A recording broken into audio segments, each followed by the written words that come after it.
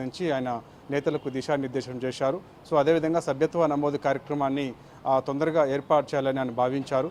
తర్వాత ఇక కమిటీలకు సంబంధించి కూడా తొందరగా వేయాలని చెప్పేసి కూడా ఆదేశాలు ఇచ్చారు. కాబట్టి సో ఈ అంశాలు రేపు ముఖ్య నాయకులతో మాత్రమే కేసీఆర్ చర్చించే అవకాశం అయితే కనిపిస్తుంది. ఈ సమావేశంలో కేటీఆర్, ఇంతకుముందు మనం చెప్పినట్టుగా హరీష్ రావు, సబితేందర్ రెడ్డి, తలసాని శ్రీనివాస్ యాదవ్, మధుసూదనాచారి పార్టీ ప్రధాన కార్యదర్శులు మాత్రమే పాల్గొంటారు. ఎమ్మెల్యేలు కానీ, ఎమ్మెల్సీలు కానీ, మాజీ కార్పొరేషన్ చైర్మన్లు కానీ ఎవరు కూడా ఈ కేసీఆర్ అధ్యక్షతన రేపు మధ్యాహ్నం 2 గంటలకి జరగబోయేటువంటి సమావేశంలో ఎవరు కూడా పాల్గొనరు. సో ఇక రేపు కొన్ని మనకి తేదీలు ఖరారయ్యే అవకాశం అయితే కనిపిస్తుంది. ఈ అంశం పార్టీ వర్గాల ద్వారా మనకి సమాచారం అందుతుంది. ఎందుకంటే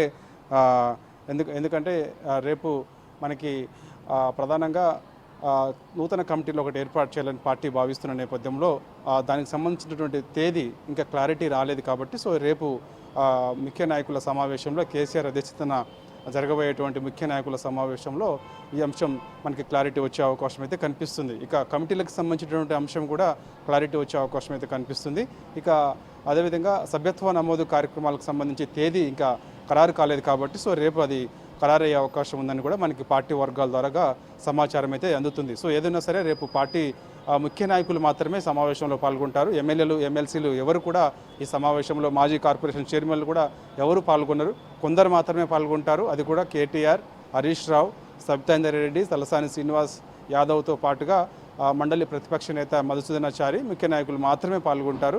సో పార్టీ బలోపేతానికి సంబంధించిన అంశాలు మాత్రమే చర్చ చేస్తారు. ఈ అంశం మనకి కొద్దిసేపటి క్రితమే పార్టీ వర్గాల ద్వారా సమాచారం అందింది. సో మనకి పార్టీ నూతన కమిటీలకు సంబంధించినటువంటి తేదీ కూడా రేపు ఖరారవుతుంది. సో ఇదే విషయాన్ని రేపు కేసీఆర్తో చర్చించిన తర్వాత ఎవరో ఒకరు మీడియా ముందుకు వచ్చి, అంటే కేటీఆర్ మీడియా ముందుకు వచ్చి చెప్తేనే మళ్ళీ అది కూడా మనకి క్లారిటీ వచ్చే అవకాశం అయితే కనిపిస్తుంది. రేపు మధ్యాహ్నం 2 గంటలకు కేసీఆర్ అధ్యక్షతన సమావేశం జరుగుతుంది. తాజా రాజకీయ పరిణామాలకు సంబంధించి కూడా కేసీఆర్ అధ్యక్షతన సమావేశంలో భాగంగా చర్చకు వచ్చే అవకాశం అయితే కనిపిస్తుంది. 5 రాష్ట్రాల ఎన్నికల ఫలితాలకు సంబంధించి కూడా చర్చకు వచ్చే అవకాశం అయితే కనిపిస్తుంది. కాబట్టి రానున్న రోజులలో పార్టీ బలోపేతం చేసి ఎన్నికలు ఎప్పుడొచ్చినా సరే, ఎంపీడీసీ, జడ్పీడీసీ ఎన్నికలు ఎప్పుడొచ్చినా సరే, గ్రేటర్ హైదరాబాద్ పరిధిలో జిహెచ్ఎంసీ ఎన్నికలు ఎప్పుడొచ్చినా సరే, రాబోయే జనరల్ ఎలక్షన్లో అయినా సరే పార్టీ గెలిపే లక్ష్యంగా ముందుకెళ్లాలని చెప్పేసి నేతలకు దిశానిర్దేశం చేసే అవకాశం అయితే కనిపిస్తుంది.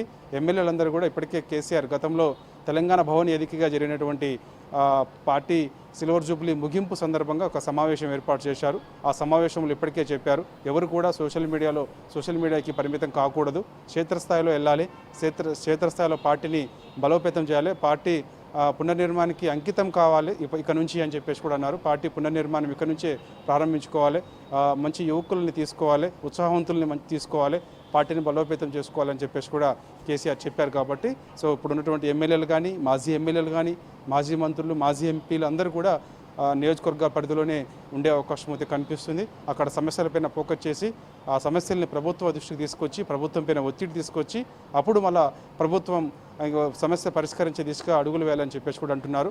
కాబట్టి అనేక అంశాలు, అంటే ముఖ్య నాయకుల సమావేశంలో రేపు జరిగేటువంటి కేసీఆర్ అధ్యక్షతన జరిగేటువంటి ఈ అంశాలతో పాటుగా మిగిలిన అంశాలు కూడా చర్చకు వచ్చే అవకాశం ఉంది. అంటే కాంగ్రెస్ పార్టీ ఇచ్చినటువంటి హామీలకు సంబంధించి చర్చకు వచ్చే అవకాశం అయితే కనిపిస్తుంది.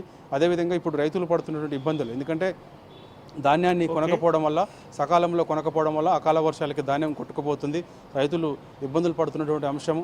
అదేవిధంగా ముఖ్యంగా తాగునీటి సమస్య, ఎందుకంటే ఇవాళ ఆనాడు మిషన్ భగీరథ ద్వారా ఇంటింటికి కేసీఆర్ మంచినీళ్ళు ఇచ్చారు. కానీ ఇవాళ ఇంటింటికి నల్లా ఉన్నప్పటికి కూడా కనీసం నీళ్లు రానటువంటి పరిస్థితి.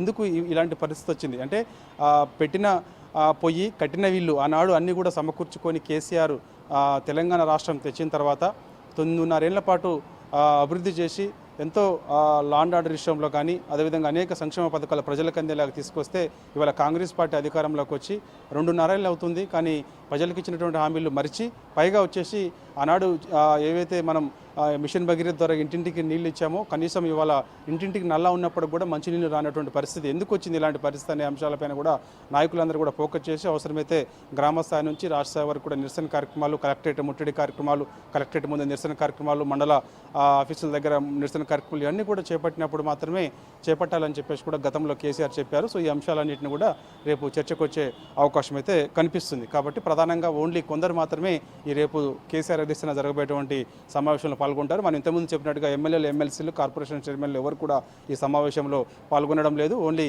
కేటీఆర్, హరీష్ రావు, తలసాని శ్రీనివాస్ యాదవ్, సబితేందర్ రెడ్డితో పాటుగా మధుసూదనాచారి ఇద్దరు నేతలు మాత్రమే కేసీఆర్ అధ్యక్షతన జరగబోయేటువంటి సమావేశంలో పాల్గొంటారు. పార్టీ బలోపేతానికి సంబంధించిన అంశం చర్చకు వస్తుంది. దాని తర్వాత సభ్యత్వ నమోదు కార్యక్రమాలకు సంబంధించినటువంటి తేదీలకు సంబంధించి కూడా క్లారిటీ వస్తుంది. దాని తర్వాత కమిటీలకు సంబంధించి కూడా క్లారిటీ వచ్చే అవకాశం అయితే ఉంది. రేపు మనకి మధ్యాహ్నం 2 గంటలకి కేసీఆర్ అధ్యక్షతన జరగబోయేటువంటి సమావేశం దాదాపుగా 2-3 గంటల పాటు కూడా ఉండే అవకాశం అయితే కనిపిస్తుంది.